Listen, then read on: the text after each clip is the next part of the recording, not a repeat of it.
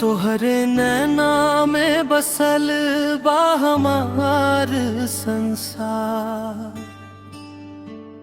तोहरे बिना लागे सुनाई दिल के बहार।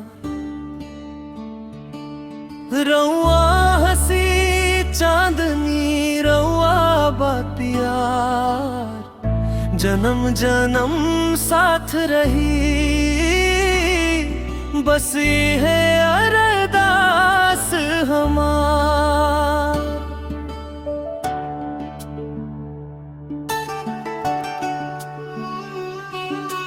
जब से रुआ से नजरिया मिलल, दिलवा के हर सपना खिलल।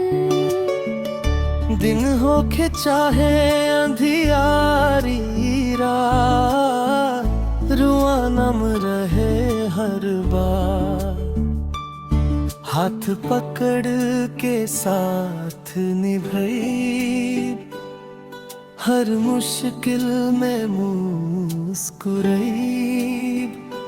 दुनिया चाहे कुछ वो कहे, तोहरे खातिर सब सह लई। तोहरे नैना में बसल बा हमार संसार। तोहरे बिना लागे सुनाई दिल के बहार।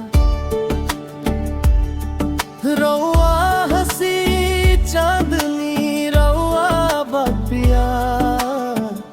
जन्म जन्म साथ रही बस ये है अरदास हमार।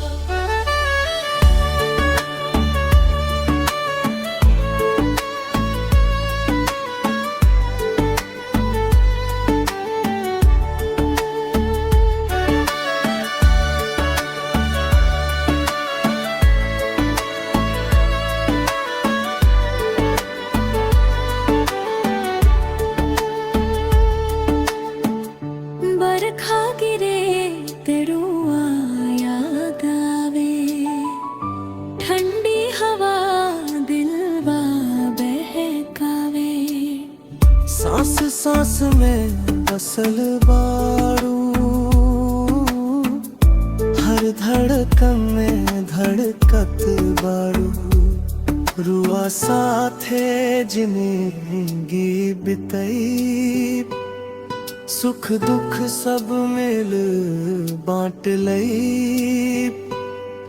टूटे नाई प्यार के डोर, रउआ बिना ना लागे भोर। चांद से उजर रुआ चेहरा, देख के भर जाला मनवा। रब से रोज दुआ करी, कभी न छूटे अपनवा। तोहरे नैना में बसल बा हमार संसार। तोहरे बिना लागे सुनाई दिल के बहार। रउआ हंसी चांदनी रउआ बा प्यार। जन्म जन्म साथ रही बस ये है अरदास हमार। तोहरे बिना अब जी ना पाई, रुआ खातिर दुनिया भुलाई। दिलवा से बस ये पुकार, रुआ ही बाड़ू हमार प्यार।